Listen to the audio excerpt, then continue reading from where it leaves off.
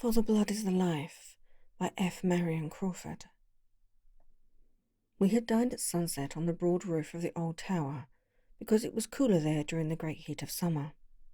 Besides, the little kitchen was built at one corner of the great square platform, which made it more convenient than if the dishes had to be carried down the steep stone steps, broken in places, and everywhere worn with age. The tower was one of those built all down the west coast of Calabria by the Emperor Charles V, early in the 16th century, to keep off the Barbary pirates when the unbelievers were allied with Francis I against the Emperor and the Church. They had gone to ruin. A few still stand intact, and mine is one of the largest. How it came into my possession 10 years ago, and why I spend a part of each year in it, are matters which do not concern this tale. The tower stands in one of the loneliest spots in southern Italy, at the extremity of a curvy rocky promontory, which forms a small but safe natural harbour at the southern extremity of the Gulf of Policastro, and just north of Cape Scalia, the birthplace of Judas Iscariot according to the old local legend. The tower stands alone on this hooked spur of the rock, and there is not a house to be seen within 3 miles of it. When I go there, I take a couple of sailors, one of whom is a fair cook, and when I am away is in charge of the gnome-like little being who was once a miner and who attached himself to me long ago. My friend who sometimes visits me in my summer solitude is an artist by profession, a Scandinavian by birth, and a cosmopolitan by force of circumstances. We had dined at sunset. The sunset glow had reddened and faded again, and the evening purple steeped the vast chain of the mountains that embrace the deep gulf of eastward and rear themselves higher and higher towards the south. It was hot, and we sat at the landward corner of the platform, waiting for the night breeze to come down from the lower hills. The colour sank out of the air. There was a little interval of deep grey twilight, and a lamp sent a yellow streak from the open door of the kitchen, where the men were getting their supper. Then the moon rose suddenly above the crest of the promontory, flooding the platform and lighting up every little spur of rock and knoll of grass below us, down to the edge of the motionless water. My friend lighted his pipe and sat looking at a spot on the hillside. I knew that he was looking at it, and for a long time past I had wondered whether he would ever see anything there that would fix his attention. I knew that spot well. It was clear that he was interested at last, though it was a long time before he spoke. Like most painters, he trusts to his own eyesight, as a lion trusts his strength and a stag his speed, and he is always disturbed when he cannot reconcile what he sees with what he believes that he ought to see. "It's strange," he said. "Do you see that little mound, just on this side of the boulder?" "Yes," I said, and guessed what was coming. "It looks like a grave," observed Holger. "Very true, it does look like a grave." "Yes," continued my friend, his eyes still fixed on the spot, "but the strange thing is that I see the body lying on the top of it. Of course," continued Holger, turning his head on one side as artists do, "it may be an effect of light. In the first place, it is not a grave at all. Secondly, if it were, the body would be inside and not outside. Therefore, it's an effect of the moonlight. Don't you see it?" "Perfectly. I always see it on moonlight nights." "It doesn't seem to interest you much," said Holger. "On the contrary, it does interest me, though I'm used to it. You're not so far wrong either. The mound is really a grave." "Nonsense!" cried Holger incredulously. "I suppose you'll tell me what I see lying on it is really a corpse." "No," I answered, "it's not. I know because I have taken the trouble to go down and see." "Then what is it?" asked Holger. "It's nothing." "You mean that it's an effect of light, I suppose?" "Perhaps it is, but the inexplicable part of the matter is that it makes no difference whether the moon is rising or setting, or waxing or waning. If there's any moonlight at all, from east or west or overhead, so long as it shines on the grave, you can see the outline of the body on top." Holger stirred up his pipe with the point of his knife, and then used his finger for a stopper. When the tobacco burned well, he rose from his chair. "If you don't mind," he said, "I'll go down and take a look at it." He left me, crossed the roof, and disappeared down the dark steps. I did not move, but sat looking down until he came out of the tower below. I heard him humming an old Danish song as he crossed the open space in the bright moonlight, going straight to the mysterious mound. When he was 10 paces from it, Holger stopped short, made 2 steps forward and then 3 or 4 backwards, and then stopped again. I know what that meant. He'd reached the spot where the thing ceased to be visible, where, as he would have said, the effect of light changed. Then he went on till he reached the mound and stood upon it. I could see the thing still, but it was no longer lying down. It was on its knees now, winding its white arms round Holger's body and looking up into his face. A cool breeze stirred my hair at that moment as the night wind began to come down from the hills, but it felt like a breath from another world. The thing seemed to be trying to climb to its feet, helping itself up by Holger's body while he stood upright, quite unconscious of it, and apparently looking towards the tower, which is very picturesque when the moonlight falls upon it on that side. "Come along," I shouted. "Don't stay there all night." It seemed to me that he moved reluctantly as he stepped from the mound, or else with difficulty. That was it. The thing's arms were still round his waist, but its feet could not leave the grave. As he came slowly forward, it was drawn and lengthened like a wreath of mist, thin and white, till I saw distinctly that Holger shook himself as a man who feels a chill. At the same instant a little wail of pain came to me on the breeze. It might have been the cry of the small owl that lives among the rocks, and the misty presence floated swiftly back from Holger's advancing figure and lay once more at its length upon the mound. Again I felt the cool breeze in my hair, and this time an icy thrill of dread ran down my spine. I remembered very well that I had once gone down there alone in the moonlight, that presently, being near, I had seen nothing, that like Holger I had gone and had stood upon the mound, and I remembered now, when I came back, sure that there was nothing there. I had felt the sudden conviction that there was something after all, if I would only look behind me. I remembered the strong temptation to look back, a temptation I had resisted as unworthy of a man of sense until, to get rid of it, I had shaken myself just as Holger did. And now I know that those white misty arms had been round me too. I knew it in a flash, and I shuddered as I remembered that I had heard the night owl then too. But it had not been the night owl. It was the cry of the thing. I refilled my pipe and poured out a cup of strong southern wine. In less than a minute, Holger was seated beside me again. "Of course there's nothing there," he said, "but it's creepy all the same. Do you know, when I was coming back, I was so sure that there was something behind me that I wanted to turn round and look. It was an effort not to." He laughed a little, knocked the ashes out of his pipe and poured himself out some wine. For a while neither of us spoke, and the moon rose higher, and we both looked at the thing that lay on the mound. "You might make a story about that," said Holger after a time. "There is one," I answered. "If you're not sleepy, I'll tell it to you." "Go ahead," said Holger, who likes stories. Old Ilario was dying up there in the village behind the hill.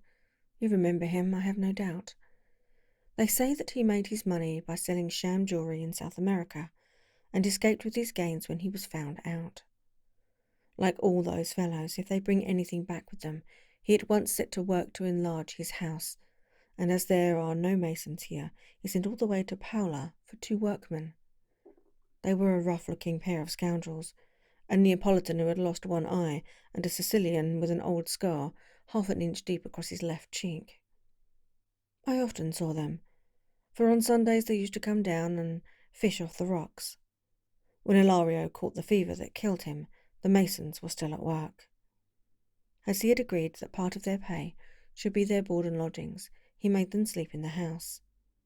His wife was dead, and he had an only son called Angelo, who was a much better sort than himself. Angelo was to marry the daughter of the richest man in the village, and strange to say, Though the marriage was arranged by their parents, the young people were said to be in love with each other. For that matter, the whole village was in love with Angelo, and among the rest a wild, good-looking creature called Christina, who was more like a gypsy than any girl I ever saw about here. She had very red lips and very black eyes. She was built like a greyhound and had the tongue of the devil. But Angelo did not care a straw for her. He was rather a simple-minded fellow, quite different from his old scoundrel of a father, and under what I should call normal circumstances, I really believe that he would never have looked at any girl except the nice plump little creature with a fat dowry, whom his father meant him to marry. But things turned up which were neither normal nor natural. On the other hand, a very handsome young shepherd from the hills above Maratea was in love with Christina, who seemed to have been quite indifferent to him. Christina had no regular means of subsistence, but she was a good girl and willing to do any work or go on errands to any distance for the sake of a loaf of bread or a mess of beans and permission to sleep under covers. She was especially glad when she could get something to do about the house of Angelo's father. There's no doctor in the village, and when the neighbours saw that old Ilario was dying, they sent Christina to Scalia to fetch one. That was late in the afternoon, and if they had waited so long it was because the dying miser refused to allow any such extravagance while he was able to speak. But while Christina was gone, matters grew rapidly worse. The priest was brought to the bedside, and when he had done what he could, he gave it as his opinion to the bystander that the old man was dead, and left the house. You know these people. They have a physical horror of death. Until the priest spoke, the room had been full of people. The words were hardly out of his mouth before it was empty. It was night now. They hurried down the dark steps and out into the street. Angelo, as I have said, was away. Christina had not come back. The simple woman servant who had nursed the sick man fled with the rest, and the body was left alone in the flickering light of the earthen oil lamp. 5 minutes later, 2 men looked in cautiously and crept towards the bed. They were the one-eyed Neapolitan mason and his Sicilian companion. They knew what they wanted. In a moment they had dragged from under the bed a small but heavy iron-bound box, and long before anyone thought of coming back to the dead man, they had left the house and the village under cover of darkness. It was easy enough, for Ilario's house is the last towards the gorge which leads down here, and the thieves merely went out by the back door, got over the stone wall, and had nothing to risk after that, except the possibility of meeting some belated countryman, which was very small indeed, since few of the people used that path. They had a mattock and shovel, and they made their way here without accident. I am telling you this story as it must have happened, for of course there were no witnesses to this part of it. The men brought the box down by the gorge, intending to bury it until they should be able to come back and take it away in a boat. They must have been clever enough to guess that some of the money would be in paper notes, for they would otherwise have buried it on the beach in the wet sand, where it would have been much safer. But the paper would have rotted if they had been obliged to leave it there long, so they dug their hole down here, close to that boulder. Yes, just where the mound is now. Christina did not find the doctor in Scalia, for he had been sent for from a place up the valley, halfway to San Domenico. If she had found him, he would have come on his mule by the upper road, which is smoother but much longer. But Christina took the short cut by the rocks, which passes about 50 feet above the mound, and goes round that corner. The men were digging when she passed, and she heard them at work. It would not have been like her to go by without finding out what the noise was, for she was never afraid of anything in her life. And besides, the fishermen sometimes come ashore here at night to get a stone for an anchor or to gather sticks to make a little fire. The night was dark, and Christina probably came close to the 2 men before she could see what they were doing. She knew them, of course, and they knew her, and understood instantly that they were in her power. There was only one thing to be done for their safety, and they did it. They knocked her on the head. They dug the hole deep, and they buried her quickly with the iron-bound chest. They must have understood that their only chance of escaping suspicion lay in getting back to the village before their absence was noticed, for they returned immediately and were found half an hour later, gossiping quietly with the man who was making Ilario's coffin. He was a crony of theirs and had been working at the repairs in the old man's house. As far as I have been able to make out, the only persons who were supposed to know where Ilario kept his treasure were Angelo and the one woman servant I have mentioned. Angelo was away. It was the woman who discovered the theft. It is easy enough to understand why no one else knew where the money was. The old man kept his door locked and the key in his pocket when he was out, and did not let the woman enter to clean the place unless he was there himself. The whole village knew that he had money somewhere, however, and the masons had probably discovered the whereabouts of the chest by climbing in at the window in his absence. If the old man had not been delirious until he lost consciousness, he would have been in frightful agony of mind for his riches. The faithful woman-servant forgot their existence only for a few moments when she fled with the rest, overcome by the horror of death. 20 minutes had not passed before she returned with the 2 hideous old hags who were always called in to prepare the dead for burial.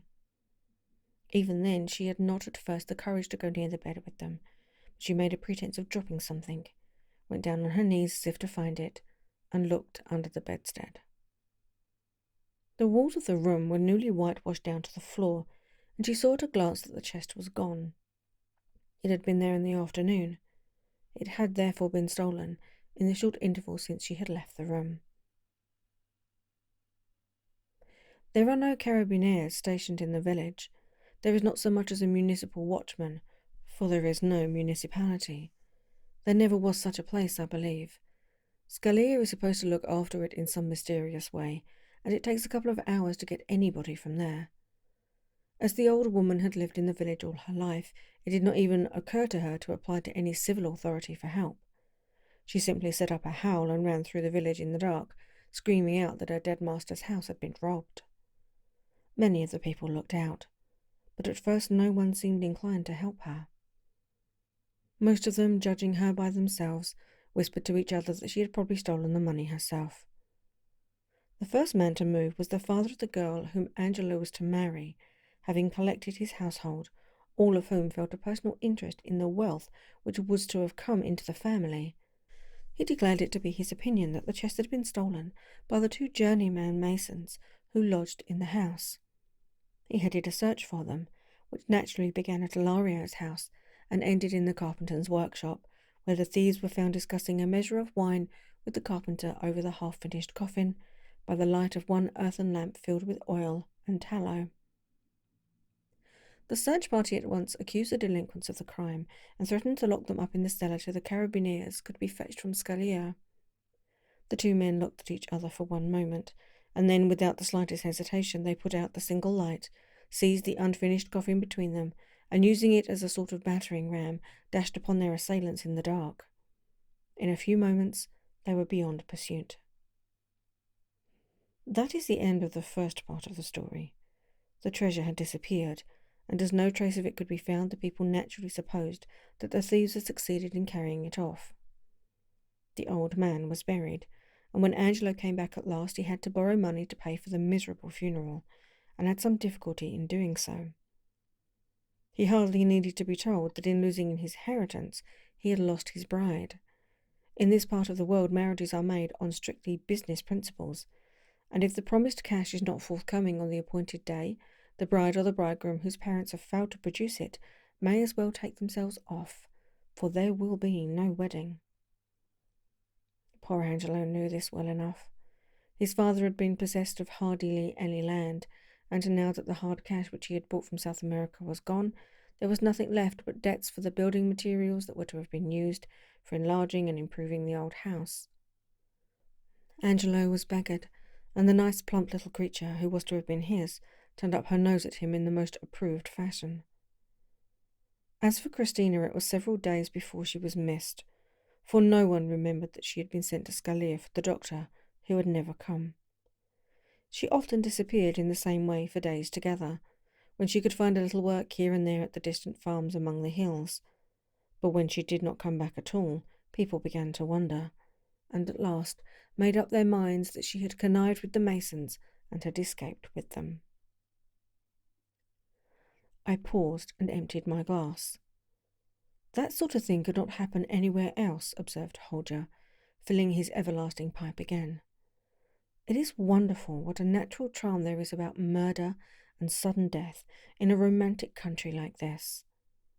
Deeds that would be simply brutal and disgusting anywhere else become dramatic and mysterious because this is Italy and we are living in the genuine tower of Charles V, built against genuine Barbary pirates.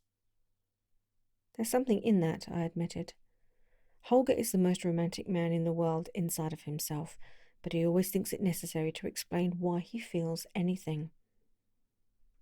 I suppose they found the poor girl's body with the box, he said presently.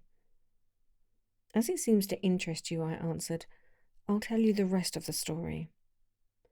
The moon had risen high by this time. The outline of the thing on the mound was clearer to our eyes than before. The village very soon settled down to its small, dull life. No one missed old Ilario, who had been away so much on his voyages to South America that he had never been a familiar figure in his native place. Angelo lived in the half-finished house, and because he had no money to pay for the old woman-servant, she would not stay with him. But once in a long time she would come and wash a shirt for him, for old acquaintance' sake. Besides the house, he had inherited a small patch of ground at some distance from the village. He tried to cultivate it, but he had no heart in the work, for he knew he could never pay the taxes on it and on the house, which would certainly be confiscated by the government or seized for the debt of the building material, which the man who had supplied it refused to take back. Angelo was very unhappy. So long as his father had been alive and rich, every girl in the village had been in love with him, but that was all changed now. It had been pleasant to be admired and courted and invited to drink wine by fathers who had girls to marry. It was hard to be stared at coldly and sometimes laughed at because he had been robbed of his inheritance. He cooked his miserable meals for himself, and from being sad became melancholy and morose. At twilight, when the day's work was done, instead of hanging about in the open space before the church with young fellows of his own age, he took to wandering in lonely places on the outskirts of the village till it was quite dark. Then he slunk home and went to bed to save the expense of a light. But in those lonely twilight hours he began to have strange waking dreams. He was not always alone, for often when he sat on the stump of a tree, where the narrow path turns down the gorge, he was sure that a woman came out noiselessly over the rough stones, as if her feet were bare, and she stood under a clump of chestnut trees only 6 yards down the path, and beckoned to him without speaking.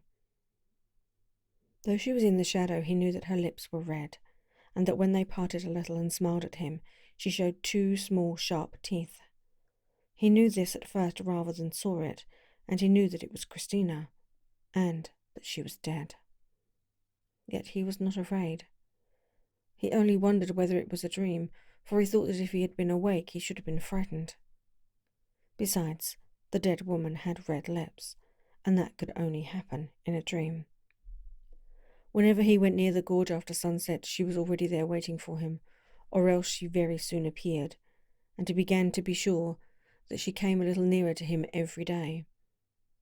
At first he had only been sure of her blood-red mouth, but now each feature grew distinct, and the pale face looked at him with deep and hungry eyes. It was the eyes that grew dim.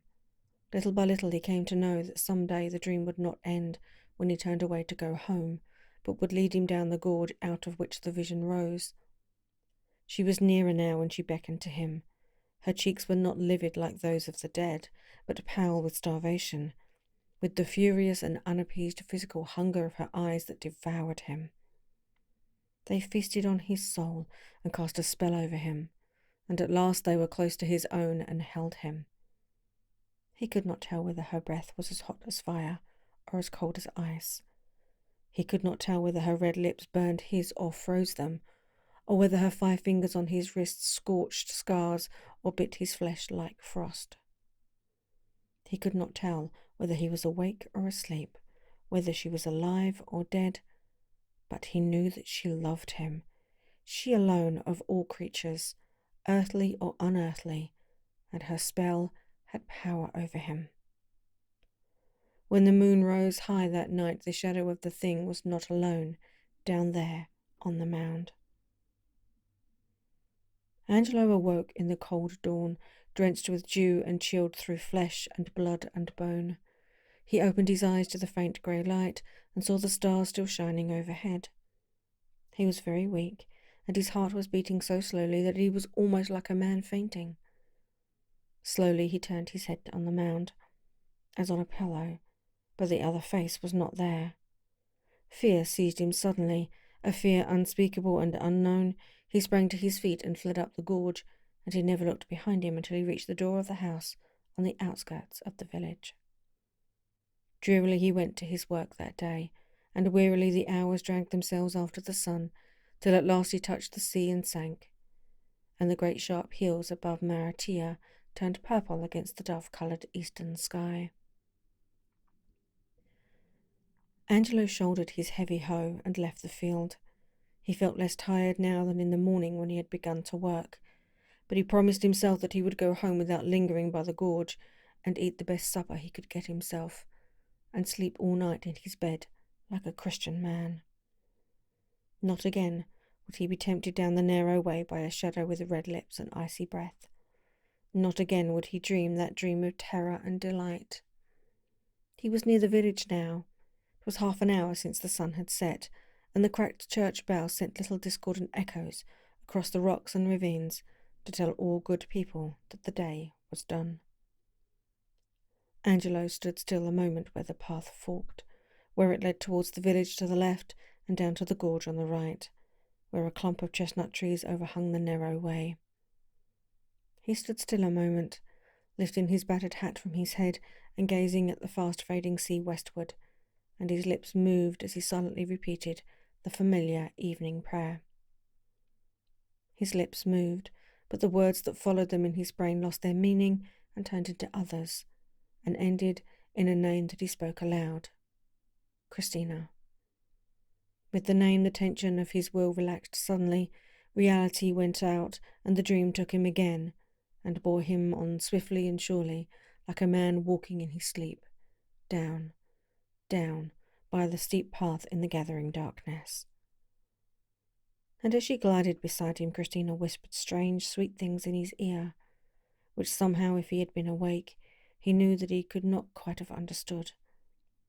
But now they were the most wonderful words he had ever heard in his life.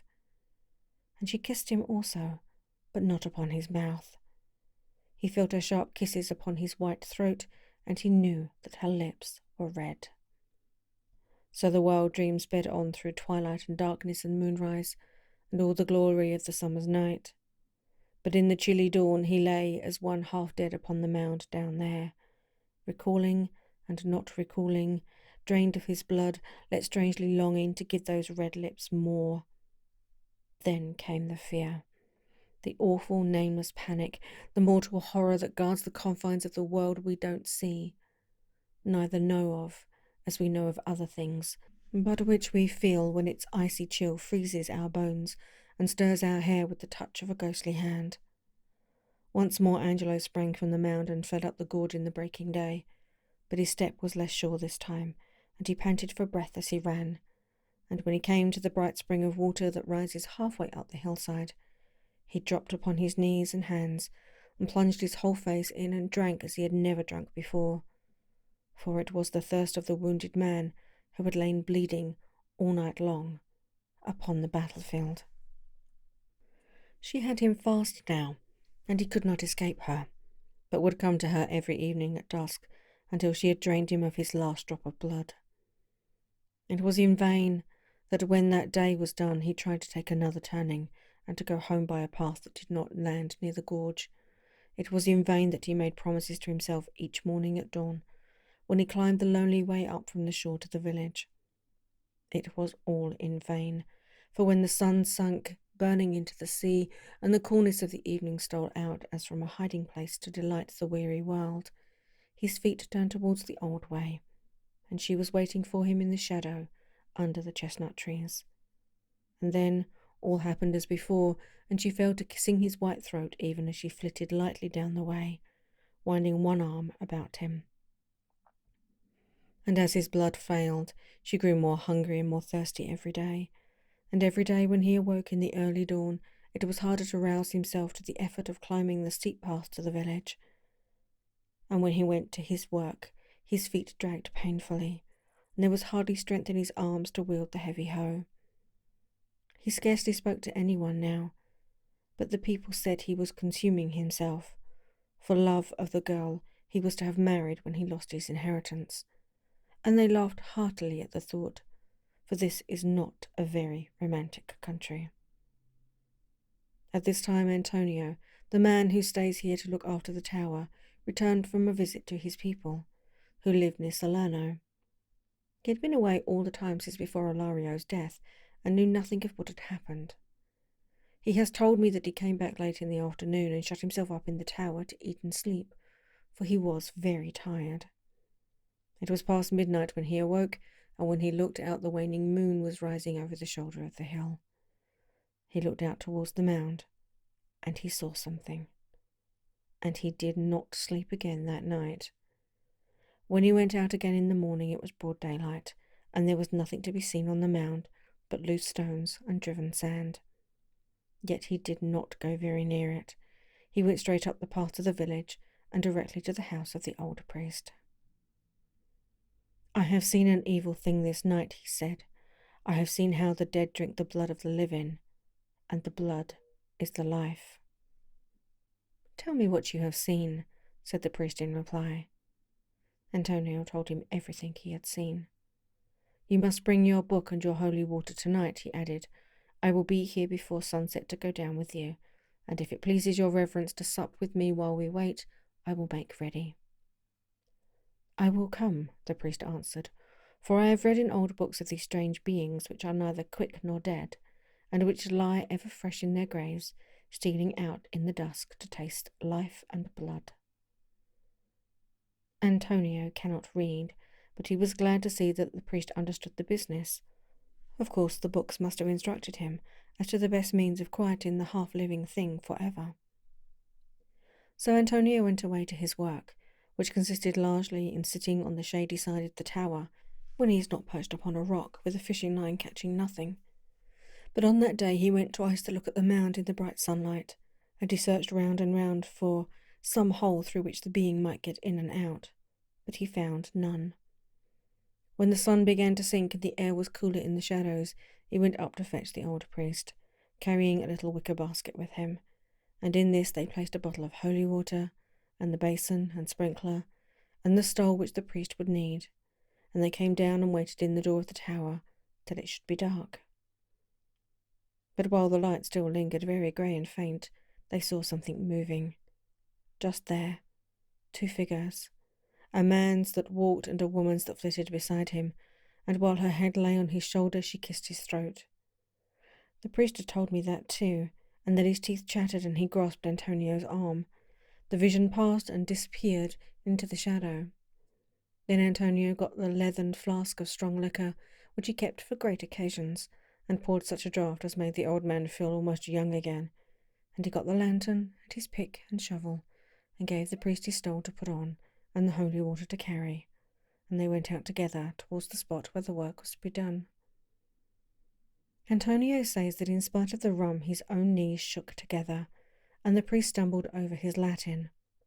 For when they were yet a few yards from the mound, the flickering light of the lantern fell upon Angelo's white face, unconscious as if in sleep, and on his upturned throat, over which a very thin red line of blood trickled down into his collar.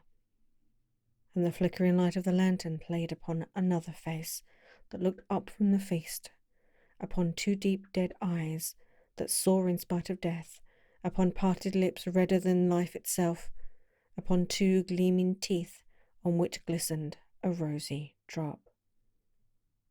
Then the priest, good old man, shut his eyes tight and showered holy water before him, and his cracked voice rose almost to a scream, and then Antonio, who is no coward after all, raised his pick in one hand and the lantern in the other, as he sprang forward, not knowing what the end should be, and then he swears that he heard a woman's cry, and the thing was gone. And Angelo lay alone on the mound, unconscious, with the red line on his throat and the beads of deathly sweat on his cold forehead. They lifted him, half dead as he was, and laid him on the ground close by. Then Antonio went to work, and the priest helped him, though he was old and could not do much. And they dug deep, and at last Antonio, standing in the grave, stooped down with his lantern to see what he might see. His hair used to be dark brown, with grizzled streaks about the temples. In less than a month from that day he was as grey as a badger. He was a miner when he was young, and most of these fellows have seen ugly sights now and then, when accidents have happened. But he had never seen what he saw that night. That thing which is neither alive nor dead, that thing that will abide neither above ground nor in the grave. Antonio had brought something with him which the priest had not noticed. He had made it that afternoon, a sharp stake shaped from a piece of tough old driftwood. He had it with him now, and he had his heavy pick, and he had taken the lantern down into the grave. I don't know any power on earth could make him speak of what happened then, and the old priest was too frightened to look in. He says he heard Antonio breathing like a wild beast, and moving as if he were fighting with something almost as strong as himself. And he heard an evil sound also, with blows as of something violently driven through flesh and bone, and then the most awful sound of all. A woman's shriek, the unearthly scream of a woman neither dead nor alive, but buried deep for many days. And he, the poor old priest, could only rock himself as he knelt there in the sand, crying aloud his prayers and exorcisms to drown these dreadful sounds. Then suddenly a small iron-bound chest was thrown up and rolled over against the old man's knees, and in a moment more Antonio was beside him, his face as white as tallow in the flickering light of the lantern, shoveling the sand and pebbles into the grave with furious haste, and looking over the edge till the pit was half full. And the priest said that there was much fresh blood on Antonio's hands and on his clothes. I had come to the end of my story. Holger finished his wine and leaned back in the chair. So Angelo got his own again, he said.